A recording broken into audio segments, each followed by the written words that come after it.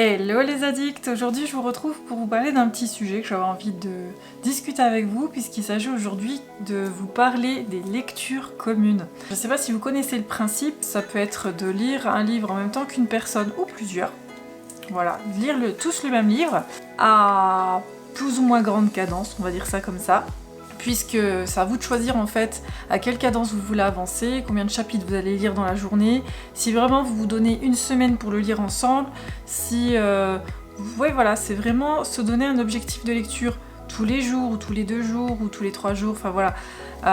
C'est vraiment comme vous voulez, il y en a qui vont avancer très lentement, il y en a qui vont avancer vite.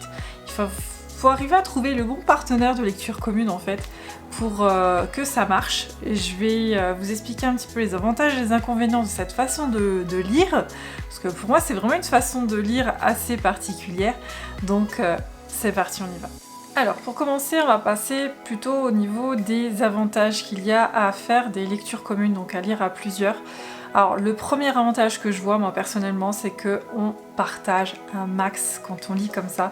Je veux dire que quand on lit une même partie un même jour, on peut en discuter, arriver à essayer d'envisager la suite, arriver à donner son ressenti sur un passage particulier du livre puisqu'on vient de le lire et non pas un avis global sur le livre en entier. Donc moi personnellement j'ai un souvenir de fou par rapport à une lecture commune, celle que j'avais fait avec peut-être je crois une vingtaine d'entre vous avec Vampiria, donc le premier tome qui était de Victor Dixon. On avait fait ça l'année dernière grâce à Nathan des Infolivres. On avait fait une grande lecture commune, donc moi je faisais partie, j'étais la chef entre guillemets de l'équipe des vampires, donc ceux qui lisaient le livre en mode express, puisqu'on l'a lu en fait sur une semaine. On lisait facile 3-4 chapitres en fait par soir ou par journée. Moi j'avais pris un petit peu d'avance pour l'animer parce que pour moi c'était compliqué d'arriver à avancer à ce rythme-là si je n'avais pas commencé avant tout le monde. Et à chaque fois j'avais noté un petit peu tout ce qui se passait dans cette partie et du coup chaque soir on se retrouvait pendant 1 heure pour en parler. On s'est fait de ces films les gars, je vous dis pas, c'était juste trop bien.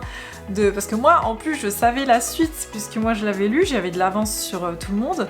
Et de voir un petit peu les spéculations qu'on se faisait sur la suite de l'histoire, ou même quand on arrivait à la fin tous, les spéculations qu'on s'est fait pour la suite, oh mais je vous dis pas, franchement c'était un super moment de lecture, des super bons souvenirs, et du coup on va vous refaire ça pour la sortie du tome 2, donc je vais déjà, toujours avec Nathan, on commencera avec pareil, une lecture commune sur le tome 2, ou pareil je pense que je serai la meneuse d'une des communautés de lecture express où on va se le lire sur une semaine, en espérant pouvoir commencer un petit peu avant pour pouvoir prendre de l'avance, pareil, pour pouvoir tout noter à chaque fois sur chaque partie ce qui s'est passé et pouvoir vous faire le résumé en fait le soir. Mais voilà, j'ai trop hâte, parce que déjà j'ai hâte de savoir la suite, mais j'ai trop hâte de repartager ça avec vous parce que c'est juste trop bien. Après, pour moi, le deuxième avantage que je vois aux lectures communes, c'est d'avoir un bon rythme de lecture, d'avancer à une bonne vitesse finalement, de pas se dire allez je lis tranquillement, plan tout machin.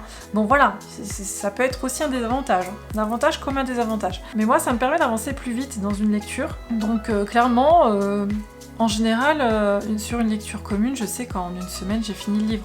Tout dépend de la longueur du livre, mais en général c'est ce qui se passe. Après, ça peut aussi nous permettre de sortir un livre de notre palle qu'on a depuis une éternité. Ça m'est arrivé très récemment avec ma petite Élise, donc Ekaterina Ward. On a sorti le tome 3 de Darkest Mind. Ça faisait une éternité que j'avais dans ma palle. J'y allais à reculons parce que le premier tome avait été une très bonne lecture, le deuxième beaucoup moins. Et là, je me disais, oh là là, de commencer le tome 3, je pense que toute seule, je l'aurais jamais sorti de ma palle. Donc clairement, là, de s'y mettre à 2, ça nous a permis de le lire. Et pour moi, un autre point, et surtout de ne pas l'abandonner. Parce que c'est pareil quand on lit un livre ensemble et qu'on a du mal de rentrer dedans, on aurait tendance à vouloir l'abandonner, mais en fait on se dit non, allez, on continue pour pouvoir continuer à lire avec l'autre. Et pareil, ça m'est arrivé aussi avec Élise sur une des lectures qu'on a eues en fin d'année 2020, qui a été La 9e maison de Laïs Bardugo, qui est pourtant une autrice que j'adore. Voilà, je vous l'ai présenté dans le Grishaverse, tout ça, j'ai adoré le Grishaverse, mais La 9e maison, c'est passé beaucoup moins, parce que pour plein de raisons, je vous en ai parlé dans un update, et clairement je pense que je l'aurais pas lu avec Élise, eh ben je me serais pas accrochée pour le finir. Parce que c'était long, je pataugeais et c'est dommage, hein, mais du coup on a quand même réussi à le finir ensemble. Et finalement, je pense que toutes les deux on lira le tome 2 parce que la fin nous incitait à vouloir lire la suite. Mais je pense que toute seule, j'aurais abandonné à la moitié peut-être, voire avant. Parce que on va dire que les 200 premières pages, il se passe pas grand chose. Ça permet de ne pas abandonner. Ensuite pour les inconvénients, bon, c'est vrai, j'en ai pas trouvé beaucoup. Clairement, j'en ai pas trouvé beaucoup. Pas autant que des avantages. Clairement, il y a plus d'avantages à faire des lectures communes que des désavantages. Pour moi, le premier désavantage qu'il peut avoir, c'est de ne pas arriver à suivre la cadence en fait de votre binôme. C'est pour ça qu'il est important de bien choisir votre binôme à un moment donné. Il y a des fois des binômes qui marchent pas, tout simplement. Faut pas s'en vouloir, mais des fois ça marche pas parce que la personne en face de vous va lire trop vite par rapport à vous, va avoir un plus fort rythme de lecture que vous. C'est pas grave, faut trouver quelqu'un qui a un rythme de lecture qui vous correspond. Souvent, c'est des lectures communes, c'est des personnes avec qui vous allez souvent lire ensemble parce que finalement ça fonctionne bien. Donc voilà, des fois on peut arriver à ne pas suivre la cadence de la personne avec qui on lit. Ça peut arriver.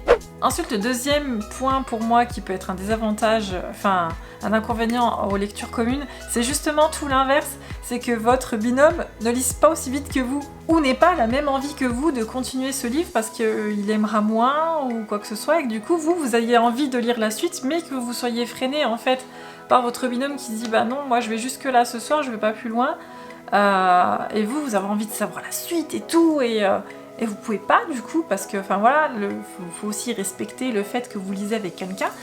Et moi la solution que je peux avoir, même si souvent c'est moi qui suis en retard, clairement, c'est de prendre un autre bouquin en fait. C'est de vous arrêter là où vous avez convenu de vous arrêter et de prendre un autre livre à côté en attendant que la personne vous rattrape. Clairement, ça peut arriver de faire ça et ça se fait très bien. À part si vous avez du mal de lire plusieurs livres en même temps. Ce que je peux comprendre. Moi personnellement, c'est vraiment quelque chose que je fais très souvent. En général, j'ai un livre broché, un livre audio, au minimum. Au minimum. Si des fois j'ai pas deux livres brochés, enfin un livre broché que je lis genre dans mon canapé le soir, un livre sur ma liseuse et un livre audio. Ça peut m'arriver aussi. Mais bon, là en ce moment je suis plus à 2 livres parce que j'ai beaucoup de mal à me concentrer. Donc voilà, je suis plus à un livre de chaque et puis ça suffit comme ça. Mais voilà, ça peut être embêtant quand on est bien plongé dedans et qu'on veut savoir la suite et qu'on est obligé d'attendre notre binôme. Voilà.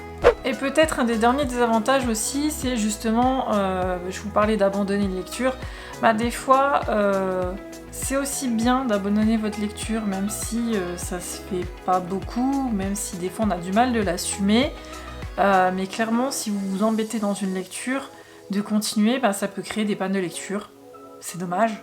Donc voilà. Après ça peut être aussi inconvénient de ne pas vouloir abandonner ou alors de vous mettre d'accord parce que tous les deux vous n'êtes pas bien dans cette lecture, vous avez envie d'abandonner ou vous abandonnez et puis votre binôme continue tout seul, ça peut aussi arriver, hein, ça faut pas vous en vouloir, mais c'est vrai que de pas faut pas s'en vouloir en fait de vouloir abandonner un livre s'il vous plaît pas, autant en prendre un autre et prendre du plaisir à lire que me dire oh là, j'ai pas envie de reprendre ce livre, il me fait pas envie.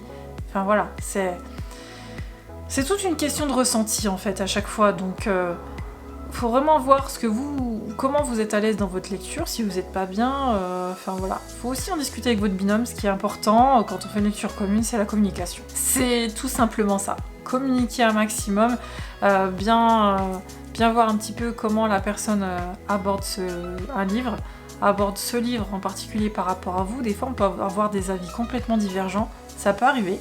Donc c'est ça qui est aussi intéressant, de partager un maximum et voir comment chacun ressent sa lecture.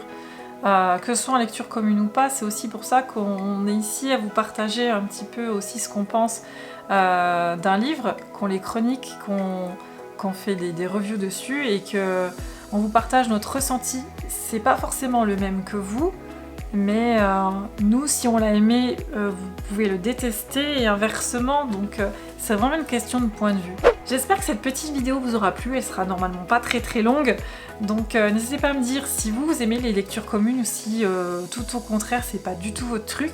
N'hésitez pas à me dire tout ça, et si vous êtes fan de lecture commune, tant que je vous ai sous la main, avec les filles, donc c'est-à-dire Emma, Anaïs et Élise, on a créé un petit club de lecture avec un groupe Facebook qui s'appelle Au crépuscule des mots. Je vous remets le lien dans la barre d'infos si vous voulez nous rejoindre. On fait des lectures communes. Donc du coup, on a une lecture, on a un challenge tous les mois et puis une lecture commune par saison.